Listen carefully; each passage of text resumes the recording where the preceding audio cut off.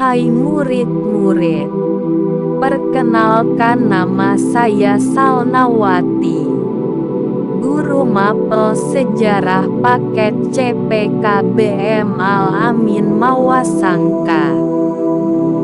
Kali ini kita akan mempelajari mata pelajaran sejarah Indonesia pada masa kolonialisme dan imperialisme Eropa di Indonesia. Sebelumnya jangan lupa like, komen, dan subscribe channel ini ya guys. Yuk kita simak aja sejarahnya. Bab 1, kolonialisme dan imperialisme Eropa di Indonesia. Lahirnya kolonialisme dan imperialisme bangsa Eropa. Pada awalnya, kolonialisme dan imperialisme Eropa bukanlah dilatar belakangi oleh ambisi untuk menguasai dan menjajah bangsa-bangsa di Asia dan Afrika. Bangsa-bangsa Eropa yang dianggap sebagai pelopor penjelajahan samudera adalah Portugis, Spanyol, dan Inggris. Ada beberapa latar belakang munculnya penjelajahan samudera oleh bangsa Eropa.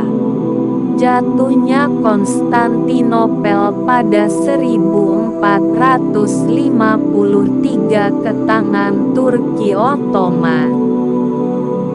Konstantinopel ketika itu merupakan pusat perdagangan antara dunia timur dan barat.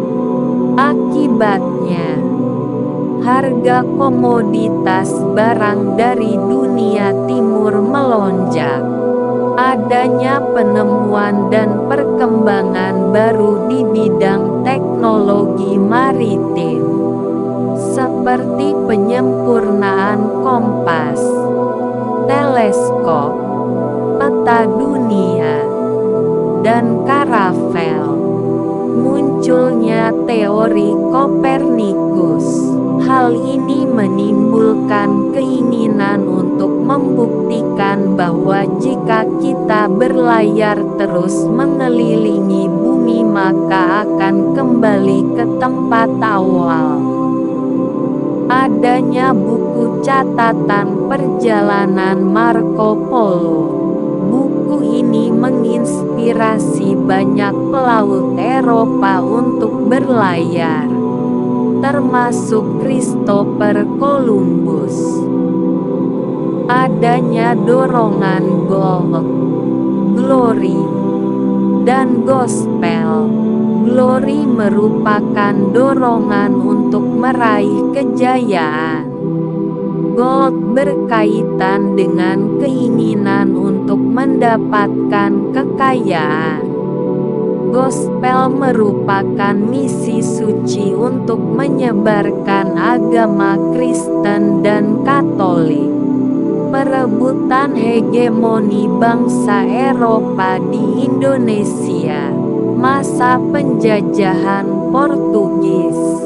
Setelah menguasai Malaka pada 1512, bangsa Portugis mengadakan hubungan dengan kerajaan Sunda atau Pajajaran. Bangsa Portugis di bawah pimpinan Henrique Lema diizinkan untuk mendirikan benteng dan gudang di daerah Sunda Kelapa, salah satu pelabuhan utama Kerajaan Sunda. Kerajaan Sunda memilih bersekutu dengan bangsa Portugis untuk mengantisipasi pengaruh Kesultanan Demak yang semakin berkembang. Kerajaan Sunda dan bangsa Portugis kemudian menandatangani perjanjian dagang. Perjanjian ini diwujudkan pada 1522 dalam bentuk dokumen kontrak berupa prasasti yang dikenal dengan Padrao, Prasasti Batu, Sunda Kelapa. Bangsa Portugis kemudian lebih banyak beroperasi di Kepulauan Maluku. Kesultanan Ternate juga menjalin hubungan dagang dengan Portugis, terutama untuk komoditas cengkih dan pala. Benteng tersebut untuk melindungi kepentingan Portugis di Maluku dan melindungi Ternate dari ancaman musuh.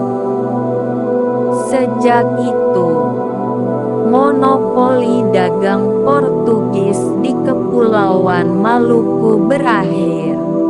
Berdasarkan kesepakatan Lisabon tahun 1859, bangsa Portugis akhirnya menyingkir dari Hindia Timur, kecuali bagian timur Pulau Timor, kini wilayah Timor Leste. Masa penjajahan Spanyol setelah menguasai Malaka pada 1512, bangsa Portugis mengadakan hubungan dengan kerajaan Sunda atau Pajajaran. Spanyol berhasil mencapai Kepulauan Maluku di bawah pimpinan Kapten Sebastian Elcano.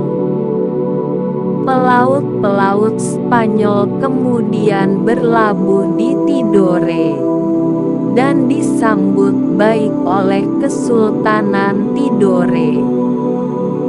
Kesultanan Tidore memerlukan sekutu untuk melawan Kesultanan Ternate. Akibatnya, terjadilah konflik antara Spanyol dan Portugis. Sementara itu, Spanyol bersikeras, wilayah Maluku itu bagian dari wilayah kekuasaannya berdasarkan perjanjian yang sama. Untuk menyelesaikan konflik, Portugal dan Spanyol melakukan perundingan di Saragossa, Spanyol, pada 1529. Perjanjian ini menentukan secara lebih tepat batas wilayah kekuasaan Spanyol dan Portugis. Perjanjian ini mempertegas perjanjian Tordesillas. Spanyol harus meninggalkan Maluku untuk kemudian mendapatkan Filipina. Masa penjajahan VOC Verinik Deos Indicie Company merupakan kongsi dagang Belanda yang didirikan pada tanggal 20 Maret tahun 1602.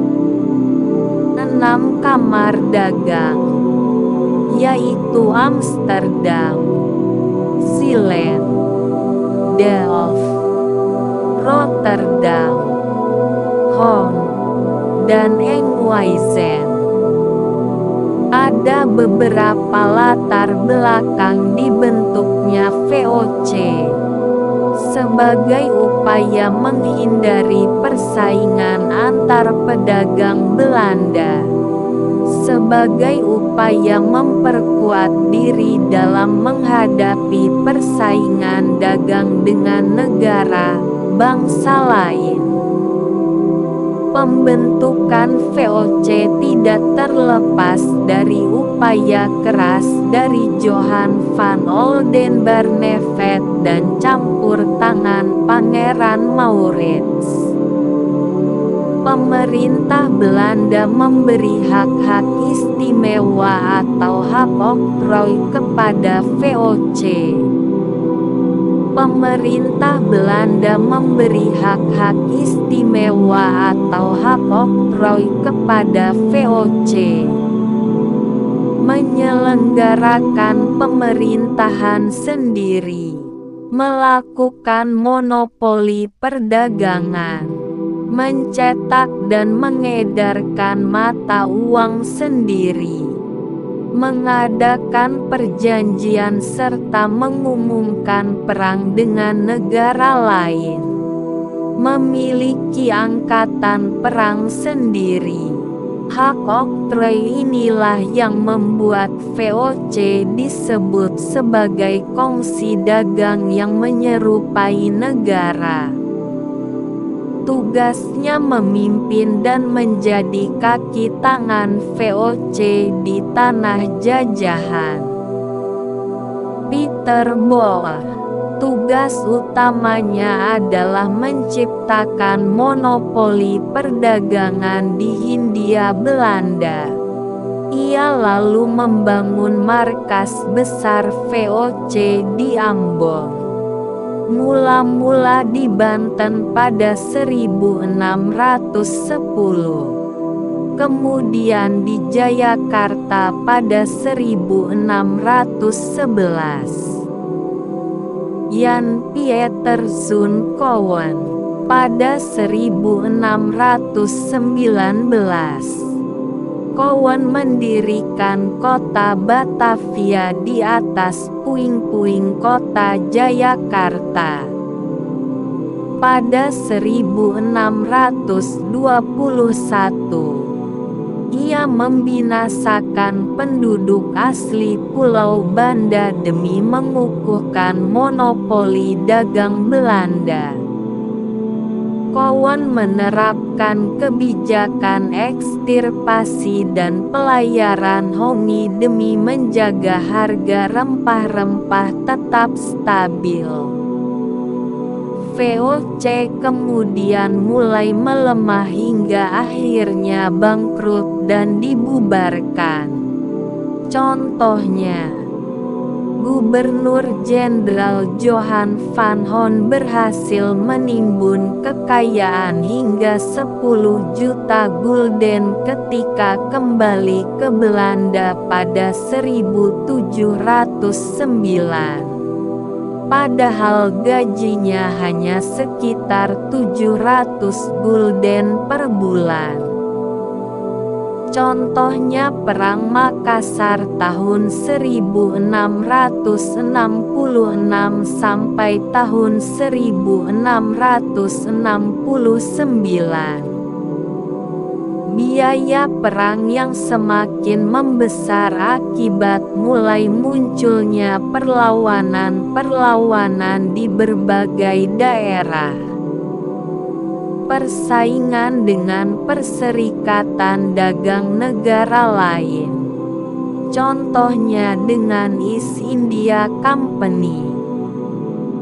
Pembubaran VOC tidak terlepas dari pendudukan Prancis atas negeri Belanda tahun 1795. Masa penjajahan Prancis. Prancis berhasil menguasai Belanda dan membentuk Republik Bataaf di bawah pemerintahan Louis Napoleon. Perubahan pemerintahan di negeri Belanda berdampak juga terhadap penguasaan wilayah Hindia Belanda. Pemerintah Prancis mengirim Herman Willem Daendels ke Hindia Belanda untuk melancarkan tugasnya. Ia mengeluarkan beberapa kebijakan. mengurangi hak-hak feodal pejabat pemerintah, seperti bupati, membangun jalan raya Pos de Grote Poswek dari Anyer hingga Panarukan sepanjang tanda kurang lebih 1.100 km. Jalan raya ini untuk mempermudah mobilitas pasukan di Jawa, membentuk 3 macam peradilan. Peradilan untuk orang pribumi, peradilan untuk orang timur asing, peradilan untuk bangsa Eropa. Penyerahan wajib berupa sumbangan dari hasil pertanian, beras. Pemerintahan Daendels berakhir setelah banyaknya laporan mengenai sikap otoriter Daendels. Daendels dipanggil kembali ke Belanda pada 1811 dan digantikan oleh Jan Willem Janssens. Masa penjajahan Inggris. Pada masa pemerintahan Janssens, Inggris menyerang Jawa melalui serangan darat dan laut dan berhasil memaksa Janssens menyerah. Perjanjian Tuntang menandai wilayah Hindia Belanda berada di bawah kekuasaan Inggris. Lord Minto mengirim Letnan Jenderal Thomas Stamford Raffles sebagai penguasa Hindia Belanda. Selama pemerintahannya, Raffles sangat menekankan asas-asas liberal. Ia membagi Pulau Jawa menjadi 16 keresidenan. Ia menghapus peran bupati sebagai pemungut pajak dan menjadikannya sebagai pegawai pemerintah kolonial. Ia menetapkan sistem sewa tanah landren.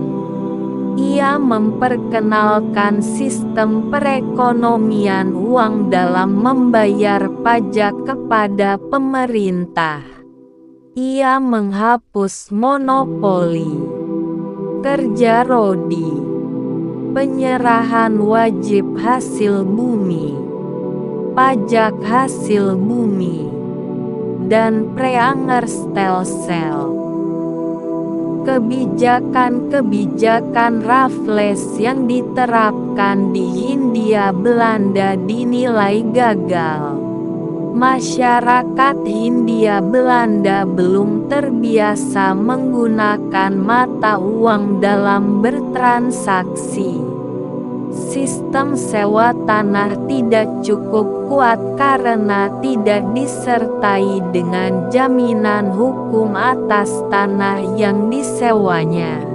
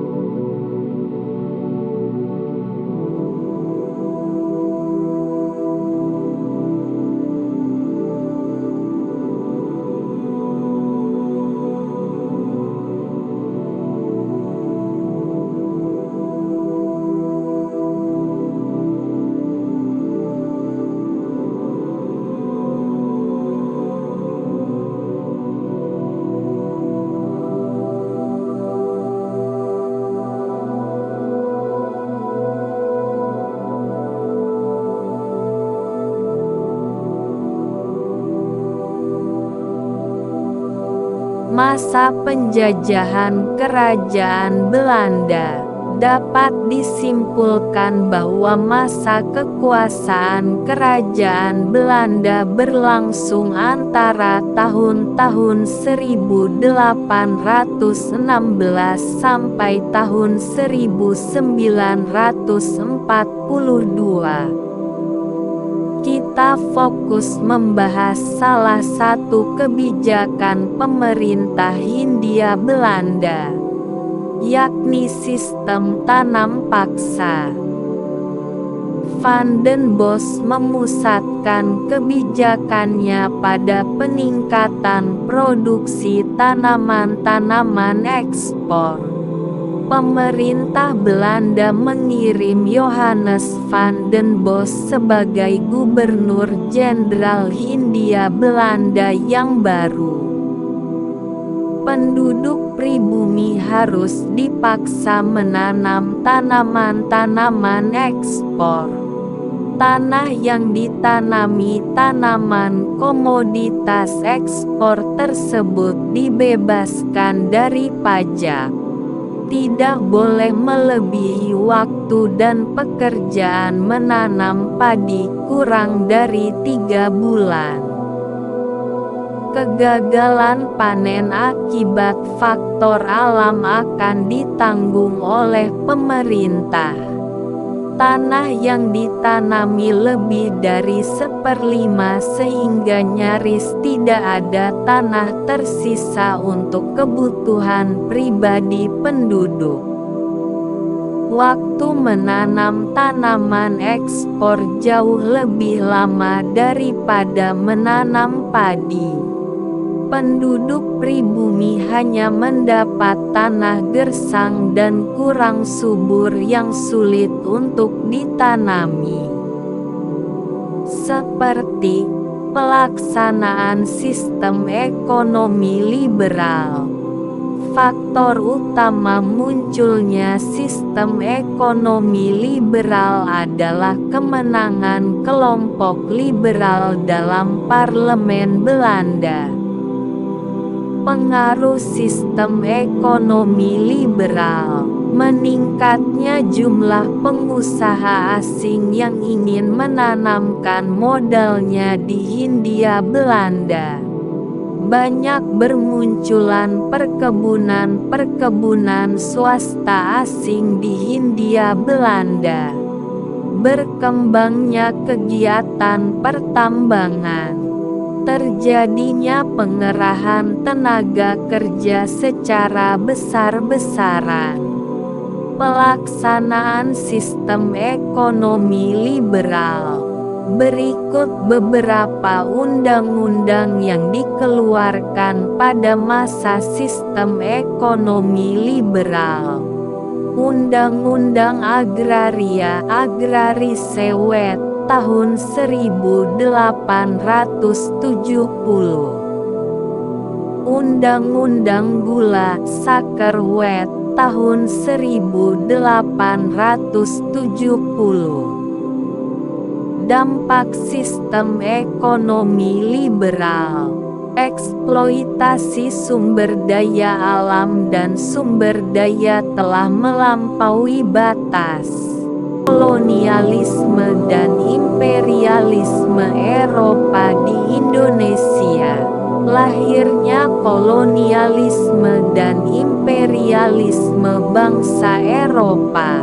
Pada awalnya, kolonialisme dan imperialisme Eropa bukanlah dilatar belakangi oleh ambisi untuk menguasai dan menjajah bangsa-bangsa di Asia dan Afrika.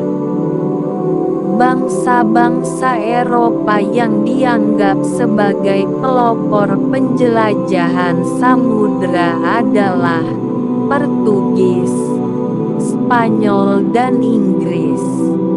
Ada beberapa latar belakang munculnya penjelajahan samudera oleh bangsa Eropa. Jatuhnya Konstantinopel pada 1453 ke tangan Turki Ottoman. Konstantinopel ketika itu merupakan pusat perdagangan antara dunia timur dan barat. Akibatnya, harga komoditas barang dari dunia timur melonjak. Adanya penemuan dan perkembangan baru di bidang teknologi maritim, seperti penyempurnaan kompas, teleskop, peta dunia, dan karavel. Munculnya teori Kopernikus. Hal ini menimbulkan keinginan untuk membuktikan bahwa jika kita berlayar terus mengelilingi bumi maka akan kembali ke tempat awal. Adanya buku catatan perjalanan Marco Polo. Buku ini menginspirasi banyak pelaut Eropa untuk berlayar, termasuk Christopher Columbus. Adanya dorongan gold, glory, dan gospel. Glory merupakan dorongan untuk meraih kejayaan. Gold berkaitan dengan keinginan untuk mendapatkan kekayaan. Gospel merupakan misi suci untuk menyebarkan agama Kristen dan Katolik. Perebutan hegemoni bangsa Eropa di Indonesia. Masa penjajahan Portugis. Setelah menguasai Malaka pada 1512, bangsa Portugis mengadakan hubungan dengan Kerajaan Sunda atau Pajajaran. Bangsa Portugis di bawah pimpinan Henrique Lema diizinkan untuk mendirikan benteng dan gudang di daerah Sunda Kelapa, salah satu pelabuhan utama Kerajaan Sunda. Kerajaan Sunda memilih bersekutu dengan bangsa Portugis untuk mengantisipasi pengaruh Kesultanan Demak yang semakin berkembang. Kerajaan Sunda dan bangsa Portugis kemudian menandatangani perjanjian dagang. Perjanjian ini diwujudkan pada 1522 dalam bentuk dokumen kontrak berupa prasasti yang dikenal dengan Padrao, Prasasti Batu, Sunda Kelapa. Bangsa Portugis kemudian lebih banyak beroperasi di Kepulauan Maluku.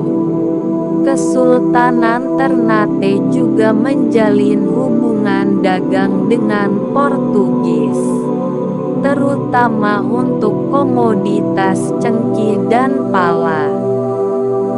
Benteng tersebut untuk melindungi kepentingan Portugis di Maluku dan melindungi Ternate dari ancaman musuh. Sejak itu, monopoli dagang Portugis di Kepulauan Maluku berakhir. Berdasarkan kesepakatan Lisabon tahun 1859, bangsa Portugis akhirnya menyingkir dari Hindia Timur, kecuali bagian timur Pulau Timor kini wilayah Timor Leste. Masa penjajahan Spanyol. Setelah menguasai Malaka pada 1512, bangsa Portugis mengadakan hubungan dengan kerajaan Sunda atau Pajajaran. Spanyol berhasil mencapai Kepulauan Maluku di bawah pimpinan Kapten Sebastian Elcano.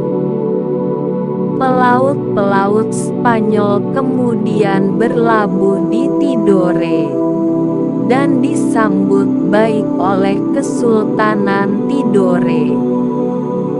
Kesultanan Tidore memerlukan sekutu untuk melawan Kesultanan Ternate. Akibatnya, terjadilah konflik antara Spanyol dan Portugis. Sementara itu, Spanyol bersikeras. Wilayah Maluku itu bagian dari wilayah kekuasaannya berdasarkan perjanjian yang sama. Untuk menyelesaikan konflik, Portugal dan Spanyol melakukan perundingan di Saragossa, Spanyol, pada 1529. Perjanjian ini menentukan secara lebih tepat batas wilayah kekuasaan Spanyol dan Portugis. Perjanjian ini mempertegas perjanjian Tordesillas. Spanyol harus meninggalkan Maluku untuk kemudian mendapatkan Filipina. Masa penjajahan VOC Verinic de os Indies Company merupakan kongsi dagang Belanda yang didirikan pada tanggal 20 Maret tahun 1602. 6 kamar dagang, yaitu Amsterdam, Zeeland, Delft, Rotterdam, Hoorn, dan Enkhuizen. Ada beberapa latar belakang dibentuknya VOC. Sebagai upaya menghindari persaingan antar pedagang Belanda. Sebagai upaya memperkuat diri dalam menghadapi persaingan dagang dengan negara, bangsa lain. Pembentukan VOC tidak terlepas dari upaya keras dari Johan van Oldenbarnevet dan campur tangan Pangeran Maurits. Pemerintah Belanda memberi hak-hak istimewa atau hak oktroy kepada VOC. Pemerintah Belanda memberi hak-hak istimewa atau hak oktroy kepada VOC. Menyelenggarakan pemerintahan sendiri. Melakukan monopoli perdagangan. Mencetak dan mengedarkan mata uang sendiri, mengadakan perjanjian serta mengumumkan perang dengan negara lain, memiliki angkatan perang sendiri. Hak oktroy inilah yang membuat VOC disebut sebagai kongsi dagang yang menyerupai negara. Tugasnya memimpin dan menjadi kaki tangan VOC di tanah jajahan. Peter Boer, tugas utamanya adalah menciptakan monopoli perdagangan di Hindia Belanda. Ia lalu membangun markas besar VOC di Ambon.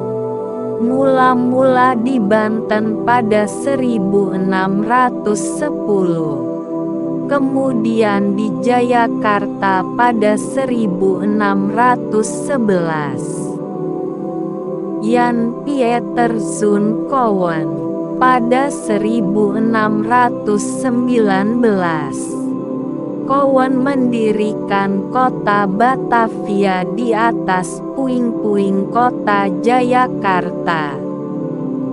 Pada 1621, ia membinasakan penduduk asli Pulau Banda demi mengukuhkan monopoli dagang Belanda.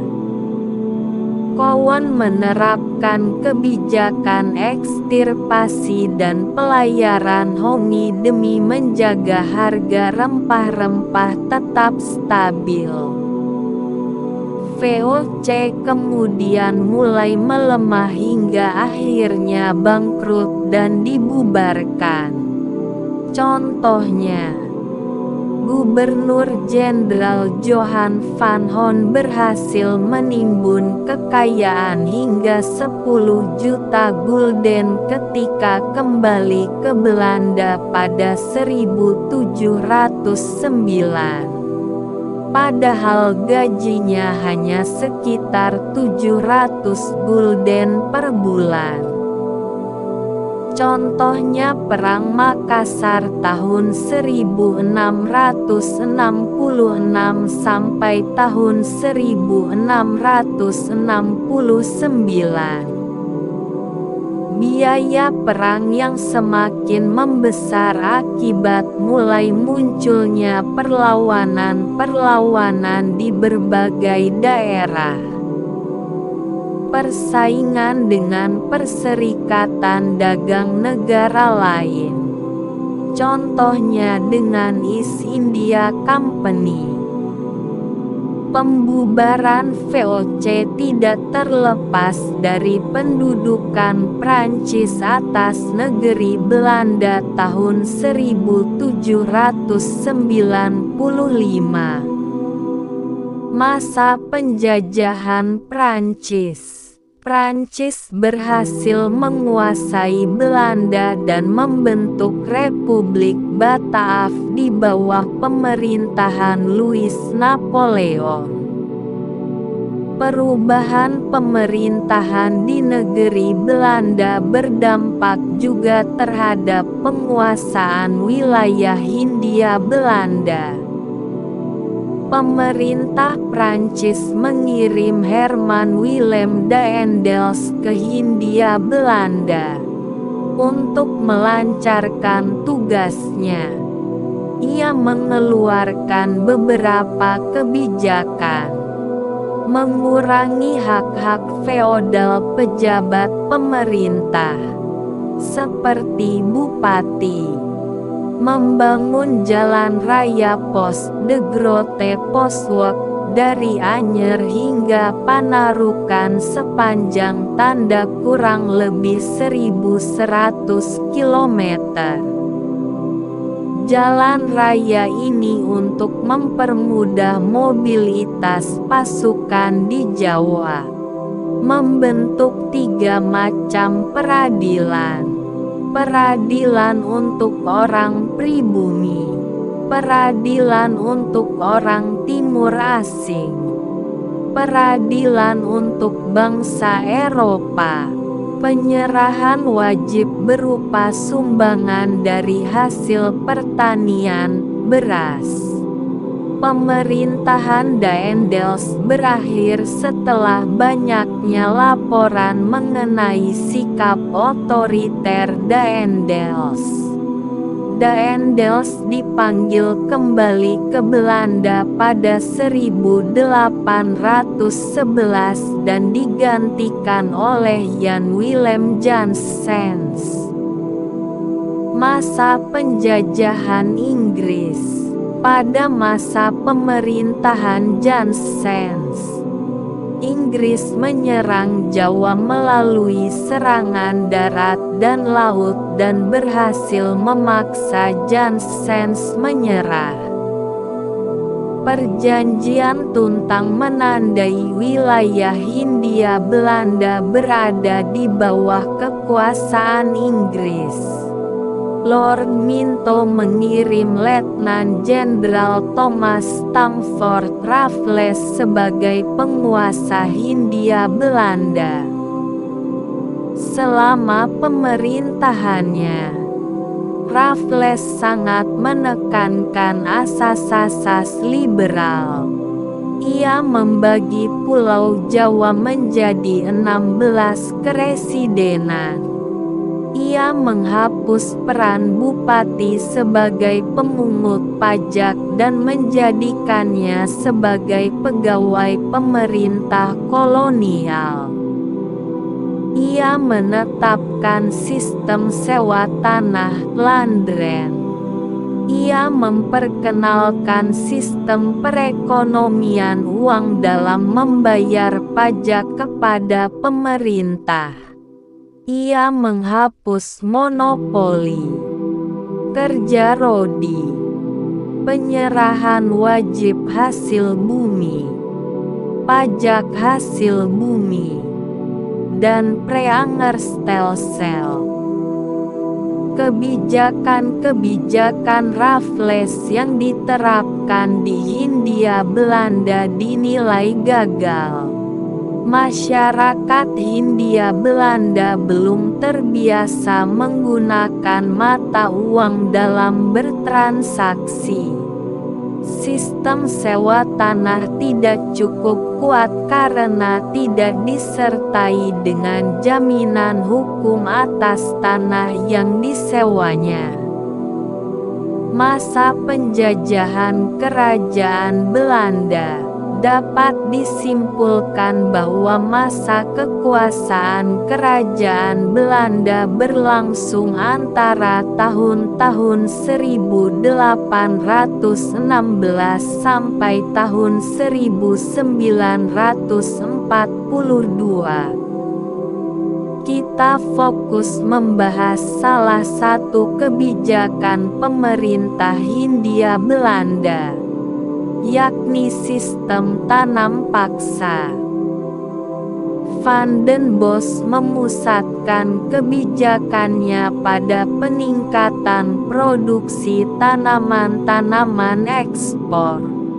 Pemerintah Belanda mengirim Johannes van den Bosch sebagai Gubernur Jenderal Hindia Belanda yang baru.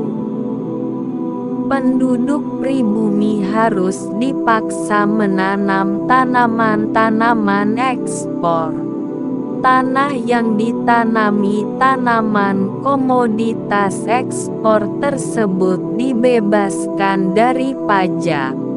Tidak boleh melebihi waktu dan pekerjaan menanam padi kurang dari 3 bulan.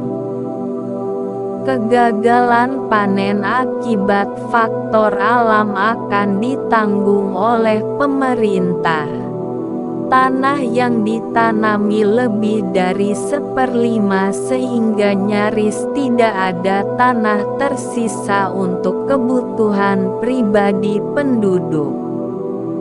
Waktu menanam tanaman ekspor jauh lebih lama daripada menanam padi. Penduduk pribumi hanya mendapat tanah gersang dan kurang subur yang sulit untuk ditanami. Seperti pelaksanaan sistem ekonomi liberal. Faktor utama munculnya sistem ekonomi liberal adalah kemenangan kelompok liberal dalam parlemen Belanda. Pengaruh sistem ekonomi liberal, meningkatnya jumlah pengusaha asing yang ingin menanamkan modalnya di Hindia Belanda. Banyak bermunculan perkebunan-perkebunan swasta asing di Hindia Belanda. Berkembangnya kegiatan pertambangan. Terjadinya pengerahan tenaga kerja secara besar-besaran. Pelaksanaan sistem ekonomi liberal. Berikut beberapa undang-undang yang dikeluarkan pada masa sistem ekonomi liberal.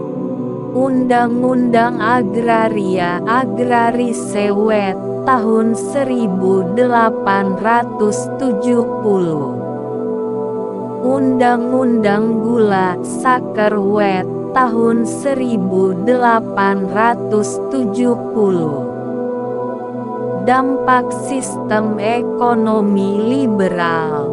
Eksploitasi sumber daya alam dan sumber daya telah melampaui batas. Penduduk pribumi kehilangan tanah miliknya yang terpaksa disewakan atau bahkan dijual.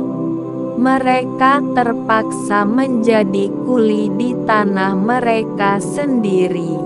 Kelompok humanis di negeri Belanda mengusulkan dilaksanakan politik etis sebagai pengganti politik liberal. Pelaksanaan politik etis. Latar belakang munculnya politik etis. Adanya kritikan dari kaum humanis terhadap kebijakan politik pintu terbuka. Munculnya artikel ENRS Schuld, utang kehormatan, dalam yang ditulis Konrad Theodor van Deventer dalam majalah De Gids tahun 1899.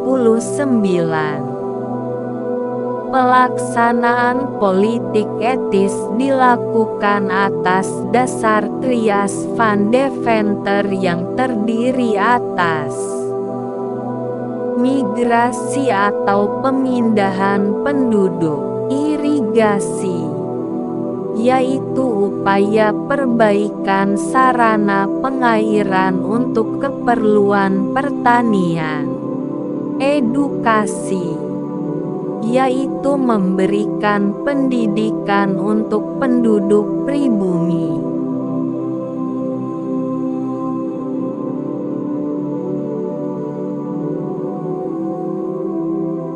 Pelaksanaan politik etis. Latar belakang munculnya politik etis. Adanya kritikan dari kaum humanis terhadap kebijakan politik pintu terbuka. Munculnya artikel ENRS Schuld, utang kehormatan, dalam yang ditulis Konrad Theodor van Deventer dalam majalah De Gids tahun 1899. Pelaksanaan politik etis dilakukan atas dasar trias van Deventer yang terdiri atas migrasi atau pemindahan penduduk, irigasi, yaitu upaya perbaikan sarana pengairan untuk keperluan pertanian, edukasi, yaitu memberikan pendidikan untuk penduduk